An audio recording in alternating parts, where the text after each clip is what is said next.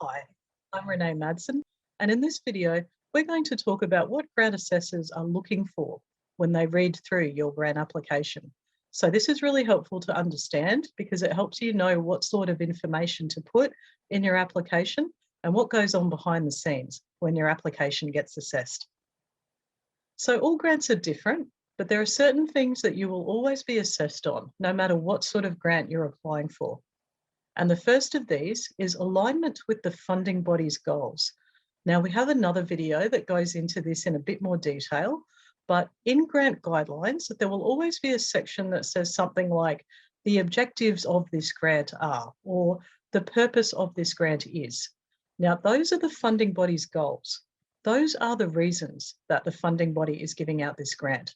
So when you write your grant application, if you make the goals of your grant project the same as the funding body's goals, you're going to have a really good chance at getting the funding.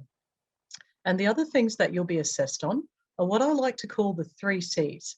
Now, these are community need for your grant project or business need, community support for your project, and capacity to deliver. So let's go through each of these things one at a time. Community need. So if your grant is a community type of project, what's the real need in the community for what you're doing? What's the gap in the community that your project is going to fill?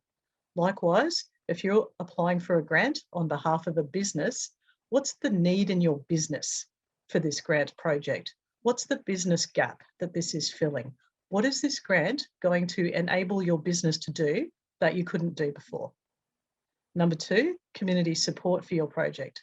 So again, if we're looking at a community-focused project, is this an idea that your group has come up with in isolation and you're going off and doing it by yourself? Or is there support in the broader community for what you're doing? Are there others in the community who are really excited about what you're trying to do with this grant and they're really keen to see you get the grant funding as well? Now, if you're applying for a business grant, this might not be quite so relevant. However, if you are the type of business that has clients or customers or buyers, and if this grant is really going to benefit them in some way, and that's going to bring in more customers, which is going to grow your income, grow your business, have flow-on effects for the local economy, this would be a good place to talk about that. And number 3 is capacity to deliver.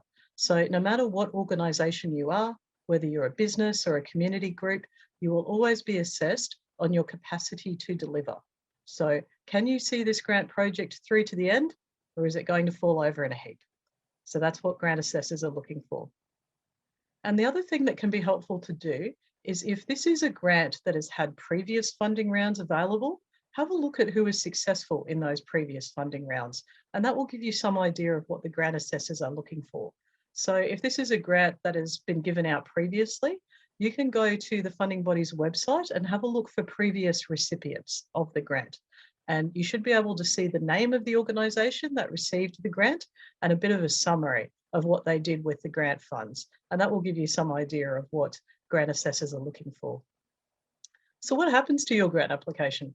So you've put in all the hard work and you've submitted your application, and it will be assessed by a panel who have strict criteria to assess your application. So I've met people who think that the grant assessors kind of skim read the application and they go, yep, that doesn't look too bad, throw it on the shortlist pile. Doesn't work like that. So each grant assessor will have a very detailed scoring sheet, and they'll be looking in your application for particular things so that they can give you a score. So that's how grants are assessed. And the panel may discard any applications that don't meet the guidelines or don't follow instructions. So it's really important to make sure that you attach everything that they've asked you to attach and make sure you follow all the instructions because you don't want your hard work to go to waste. And the panel will rank all the applications from high score to low score. So that scoring sheet I mentioned earlier, that's where this comes into play. So some of you may have applied for grants in the past and you weren't successful.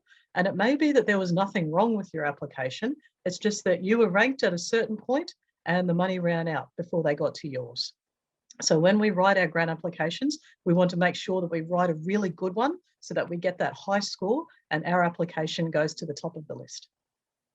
Now, the panel will get someone senior to sign off on their decision. So that can be why it takes a long time to hear back sometimes, because it's going up through the chain of command. And if successful, you'll sign a grant agreement or a contract, which is a legally binding document. And you will have to report on your performance more than once if it's a long project. So if you've got grant funding for 1 or 2 years, it's likely that you'll have to report every 6 months or so on what you've achieved with the grant so far and what are some of the benefits coming out of it.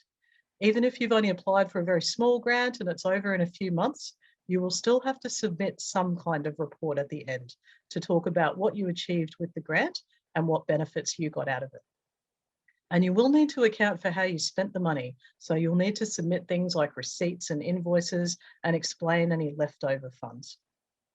And so the funding body or the company who gave out the grant is going to use your report to see how effective the whole grant program or their project has been in achieving their goals and demonstrate their achievement to others. So thanks for watching this video. I hope it's been helpful to you to understand a little bit more about what goes on behind the scenes with grant assessment. Please check out our other videos if you haven't already done so, and we look forward to seeing you again soon. Bye for now.